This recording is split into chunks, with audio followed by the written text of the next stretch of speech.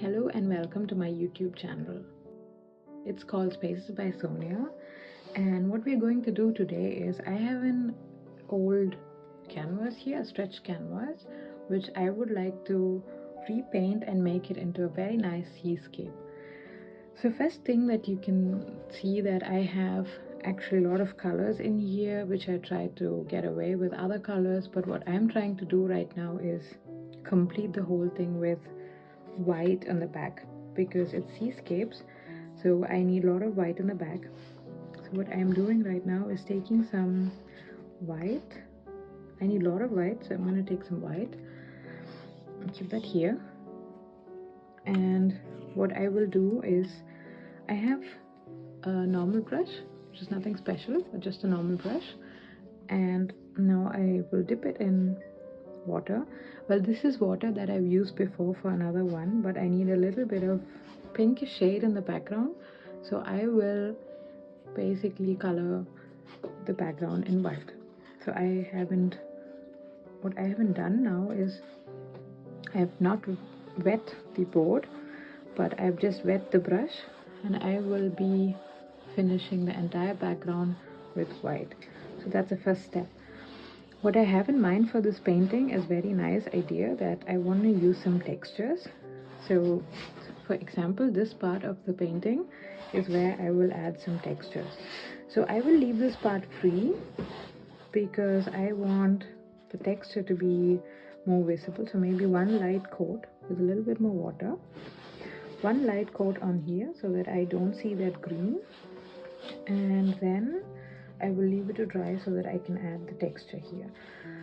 I have rough texture and I also have smooth texture. What I will do is make a paste with both rough and smooth texture. That way it will look very sandy in a way, but also a bit more smooth.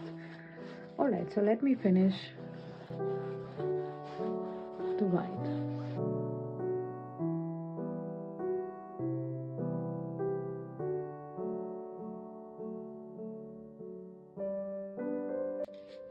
I also like to do the sides because then I can be sure that the painting is actually going overboard to the side. I really like the idea of having side being painted. If you see closely, the background is getting vanished, but I have to say I have to wait for it to dry because only then I can add another white coat which will help it to dry further. And also the whole color will be vanished. So what I will do for now is leave it for dry for the first layer to be finished. So this is first layer, and then I will wait for it to dry, and then we can see there's still background left which I will take away once the first coat is dried. Alright, so by the time this dries, what I want to do is add textures to this lower part of the painting. So this is more like the sand and the beach. So what I will do is around this part, let's say here, is where I will add textures so that this part is more like the sand or the beach area, and this is more the sky area. So that's how I will divide. Maybe I go a bit more lower because I need it more. Yes, right.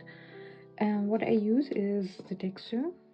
This is a light structuring paste which is matte, which is quite really smooth. If you see, it's super smooth. I will take a generous amount because I need quite a lot. And what I will do is also use the palette knife. So here you go. I have this palette knife and I will take. The reason I am using this is because I wanted to have a bit smooth. So yeah, it looks very smooth and neat and clean. So let's see how it's gonna go. It's a nice smooth feeling. It's really pasty, let's say. It's creamy, I would rather say, not pasty. What I miss is definitely the roughness of the texture, which is what I like normally, which I will create with this smooth texture by, if you see, if I press it. So what I'm doing is going slowly over it is one way, and spreading it so that it covers the space that I need. But on the other hand, I wanted to have a bit more sandy texture like in the bottom. So what I will do is keep spreading it. So let me spread the whole thing. It's actually really nice, smooth and cream.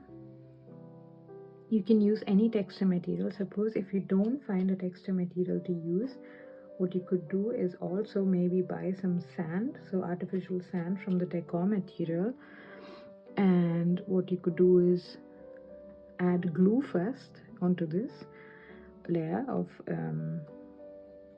let's say of this layer of on the board, and what you could then do is sprinkle the sand, so these artificial sand that you get, and then you can spread it the way I spread it now with a sponge or with a tool, with whatever tool you would like to have, which will give you that sandy effect.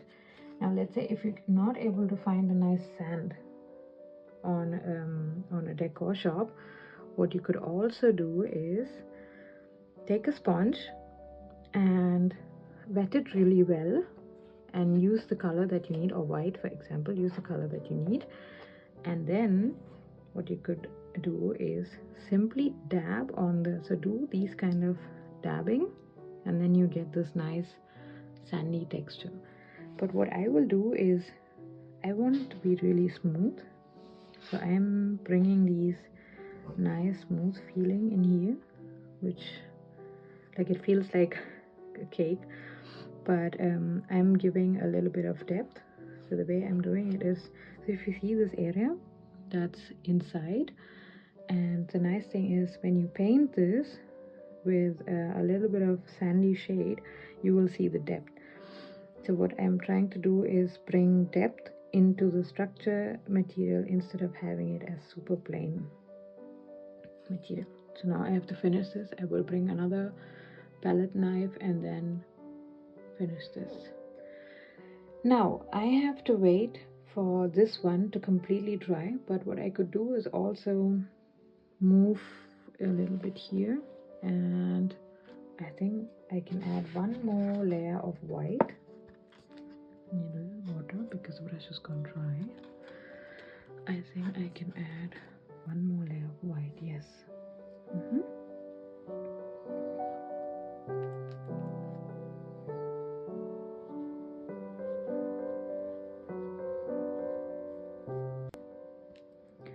I'm a bit adding it a bit slow because I want it to take, so the reason I'm doing it a bit slow than the first coat is because I want the canvas to take more color and get deeper into it, right? So the slower I do, the more color it gets onto the canvas. Now I will leave the area between the plain canvas and the texture now. I will come back with a smaller brush later so that I can fill that gap once it's dry. It's easier once it's dry. So now we have to give it a full 24 hours to dry, and then we will come back and see what happens and how we can continue this.